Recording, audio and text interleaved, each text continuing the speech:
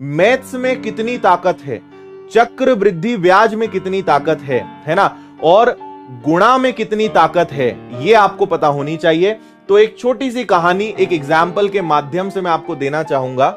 एक बार एक राजा था जिसको अपनी धन, अपनी संपत्ति का बहुत घमंड था, है ना।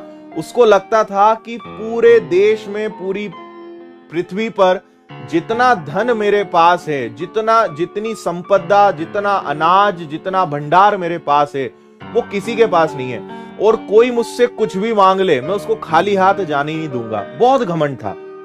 एक व्यक्ति उसके पास पहुंचा, गणित में वो एक्सपर्ट था, तो वो राजा के पास गया। राजा उस समय शतरंज ही कोइंसिडेंटली खेल रहा था। उसने कहा, महाराज मुझे आपसे कुछ चाहिए। महाराज बहुत दानी था, काफी घमंड था अपनी संपत्ति, अपने अनाज, अपने भंडार पर। तो उस व्यक्ति ने कहा कि महाराज मुझे ये जो आप चेस बोर्ड है ना, जो शतरंज का बोर्ड बना हुआ है, मुझे इसके हिसाब से कुछ चावल के दाने चाहिए। तो महाराज ने कहा, यार इतनी सी बात है, बोल कितने चाहिए, जितना चावल तुझे लगेगा। 10 साल का अनाज चाहिए, 20 साल का अनाज चाहिए तेरे परिवार के लिए, बता कितने साल का अनाज चाहिए, मैं दूंगा। ठीक है, बहुत ज्यादा नहीं चाहिए, बस आप हर एक बॉक्स पे पिछले बॉक्स की तुलना में दुगने अनाज, दुगने चावल के दाने रखते जाना। मान लीजिए यहां पे आपने एक दाना रखा, तो महाराज यहां 2 रख देना, यहां 4 रख देना, यहां 8 रख देना, यहां 16 रख देना, यहां 32 रख देना, यहां 64 रख देना, यहां 128 रख देना। और बस महाराज ऐसा करते करते मुझे ये जो 64th बॉक्स है, इस पर जितने अनाज के दाने आए, इतने सब मुझे इकट्ठा करके दे देना। ठीक है, महाराज गणित में कच्चा था, ठीक है, लेकिन उस वहीं साइड में एक मंत्री खड़ा था। उसने कहा, महाराज ये एक्सेप्ट मत करना, मर जाओगे तुम, अपने पास इतना अनाज नहीं है। तो महाराज तो भाई घमंड में था। अरे बोले, इतनी सी बात, बस इतना ही चाहिए। मंत्रियों, जो 64वें बॉक्स पे जितने चावल के दाने आ जाएं, वो सब इकट्ठा करके इस व्यक्ति को दे दो और इसको बताओ कि इसने किससे टक्कर ली है।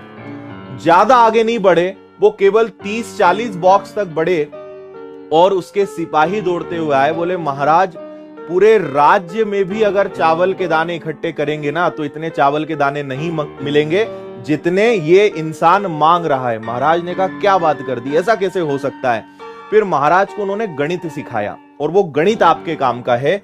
यहां पर क्या होता है भाई, शुरुआत में लगता है कि 1 का दुगना 2, 2 का दुगना 4, 4 का दुगना 8, 8 का दुगना 16।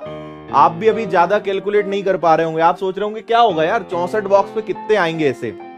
ठीक है, आप अगर यहां ध्यान से देखें तो ये 2, 2 की घात 1, 2 की घात 2, 2 की घात 3, 2 की घात 4, 2 की घात 5, 2 की पावर 6, 2 की पावर 7, ऐसे करते करते अगर मान लीजिए यहां पे हम 64वें बॉक्स पे देखें, थोड़ी देर के लिए हम माने कि 2 की घात अगर यहां 64 भी आ जाए, ठीक है, आपको अंदाजा नहीं है कि 2 की पावर 64, 2 की घात 64 कितनी बड़ी संख्या होती है।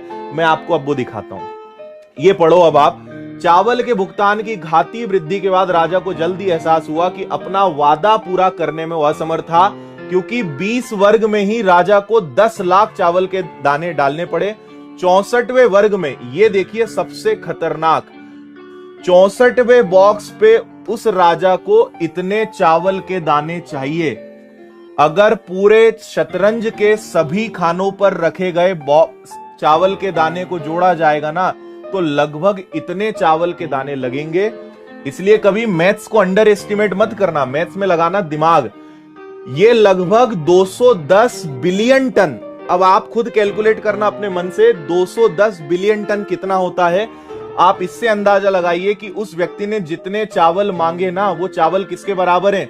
पूरे भारत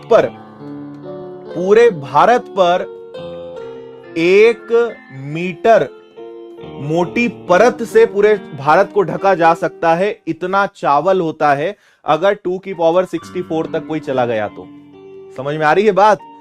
2 की घात 64 करते करते अगर जाओगे तो पूरे शतरंज के बोर्ड पे अगर कैलकुलेट करोगे और सारे चावल के दाने को इकट्ठे करोगे, तो पूरे भारत देश को 1 मीटर चावल की मोटी परत से ढकने के लिए जितना चावल लगेगा ना, इतना चावल आएगा, इतने दाने आएंगे, जो कैलकुलेशन होगी इतना भारी भरकम अनाज के रूप में प्राप्त होगा।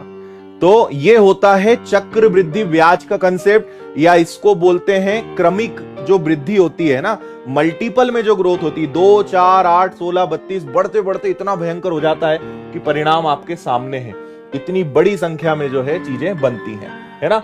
तो ये कॉम्पिटिटिव एग्जाम्स की तैयारी करने वाले हर विद्यार्थी को पता होना चाहिए कि मैथ्स में कितनी ताकत है।